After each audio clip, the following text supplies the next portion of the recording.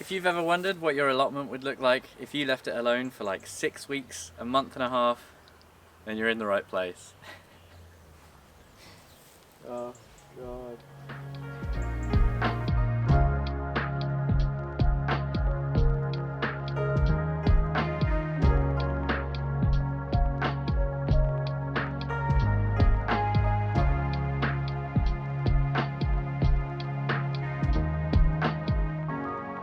So everyone, welcome back to the channel, welcome back to the plot.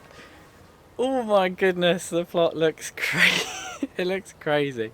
Nature started to take over, it started to reclaim it, and today we're just gonna I'm just gonna try and take it all in and process it because it's a lot to process, okay? So we'll go through, we'll look at each bit individually. I'll start to write a to-do list for the rest of the winter, and hopefully over time we can get this back in ship shape, but wow.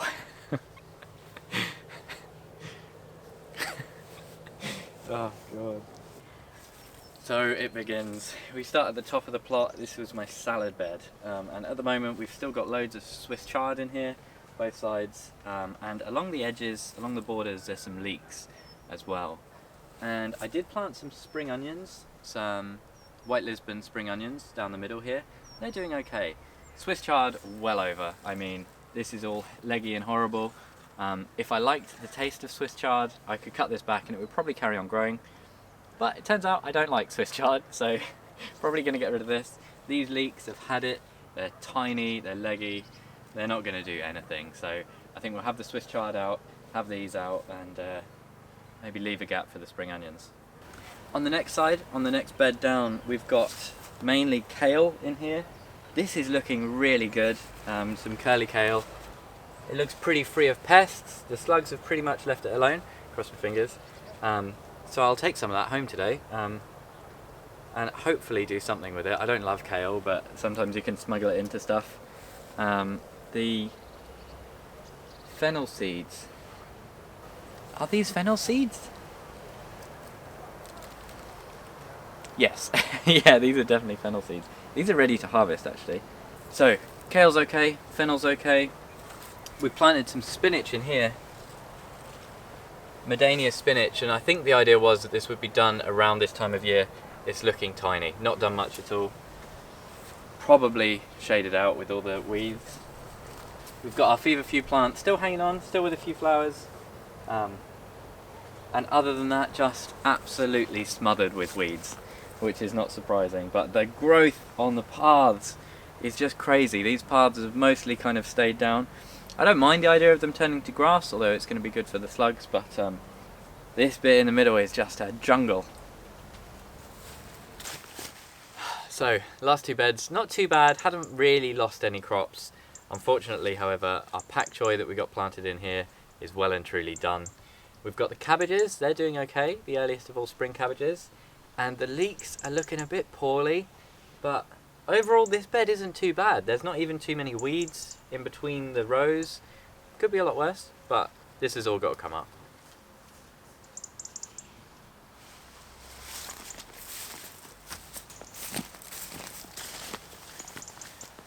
This one, once again, not too bad.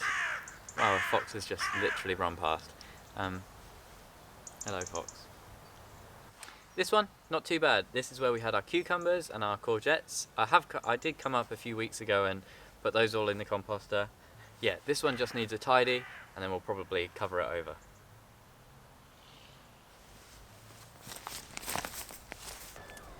Now over here, the Brassica Bed and the purple sprouting broccoli. I'm a bit disappointed to say that this has had a really tough time while I've been away. It's been absolutely infested with cabbage whitefly. So really I need to get this all up. It's so weedy in there as well. This was a trial no dig bed. That did not work in terms of weed suppression. And one of them has fallen over as well. So I need to get all this off, get in there properly, give it a good weed, stake up the broccoli as well, because I mean you can see the size of this stuff, it's pretty chunky. Got one little floret on here as well, which is quite nice to see. But that is most of the beds, and in terms of crops, it's not too bad. This is like one of the worst bits, and the pak choi is a shame, but the actual beds themselves aren't too weedy. Could be a lot worse, but everywhere you look is just completely overgrown with either tall grasses or like vigorous weeds. You can see in the strawberry bed here, the weeds are as tall as the bed itself. They're all throughout. It's just a mess everywhere you look. You might remember this little area that I always refer to as the mini bed along the greenhouse. And I think I put this in an episode, this borage plant that was just a tiny little baby. It's just starting to flower.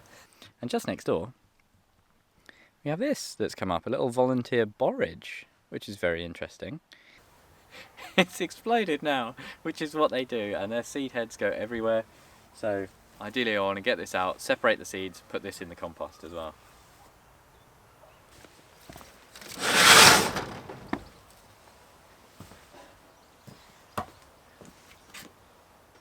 It's just full of rubbish. I mean, there are so many dead plants in here. There's... Oh wow! Look at this spearmint. I mean, this is... Oh, it stinks. Go away. Yeah, there's a lot in here that just needs clearing out. I could probably spend a whole episode on doing the greenhouse. I mean, I think these were tomatoes that weren't quite ripe, and I thought maybe they'd ripen up. Oh, gross. I've taken out a few. I did cut up all the tomatoes and put them in the composter. Hopefully you saw that. Weeds on the floor don't look too bad, but I think that's just because they've started dying back because it's so late in the year, in November now. But yeah, this all needs to come out. I need to give it a proper clean, disinfect all the pots. Ah, and one other thing I do need to do. I think I'm going to try and rescue my favourite chili plant, my chocolate habanero. This is 2 years old now, well, second year, so it'd be nice to keep this on, keep it in the conservatory. This area is the part that I kind of affectionately refer to as the dumping ground.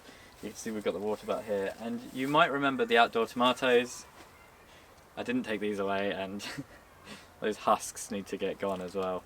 But just looking around here as well on the floor, it's just another area where it's crazy to see how much everything has grown. And this is mostly grass, which I don't mind, and I think I'll probably try and encourage a little bit. We do have some more good news as well, in the fact that the shed is still here. The tarp is still on the top, but yeah, one other thing that I've got to do is take out some of these tools. Probably going to store them at the shed at home, a bit more secure. And I've got quite a few duplicates in here as well.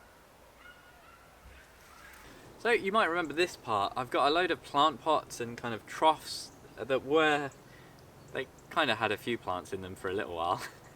But they're just wasted over here now. We've got this huge section of the allotment which isn't really being used at all. So I can get these home now to our new garden, and we can actually make some space. And just next to the plant pot area, we've got this other part of just forsaken wasteland. This was always a to-do pile for when the skip arrived, but with COVID and now entering the second lockdown just as the other skip's due to arrive, there's been no sign of skips. So I think there's still going to have to be a pile there, but I just kind of want to tidy this area up a bit. Maybe I'll put in probably one bed. I'll put in one bed and then maybe have a grassy strip. But I can turn this area here into what will probably be the garlic bed.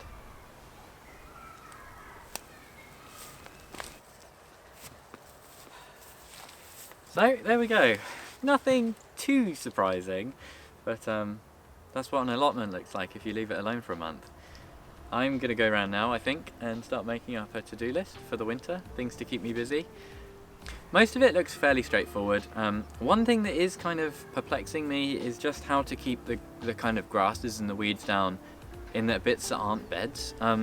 Especially this kind of seating area I made. I mean, this is all stone, so I can't turn this into anything productive really. There's like, the stone layer is thick here, but it's just completely overgrown with weeds. So what should I do with this bit? I'm not too sure, but yeah, stay tuned for next week when hopefully I'll finally start making a go of the to-do list and start wrestling it back under control. The greenhouse will probably be a whole episode. I've got to sort the beds and the paths out, that'll be another one. The broccoli is going to take some doing as well. So hopefully you enjoyed getting to see the allotment again after such a long time. If you did enjoy today's episode, please let me know by doing all the normal YouTube stuff. Give me a like, subscribe and hit the bell as well if you want to see videos similar to this one. As always, thank you ever so much for watching, and hopefully I'll see you again next time.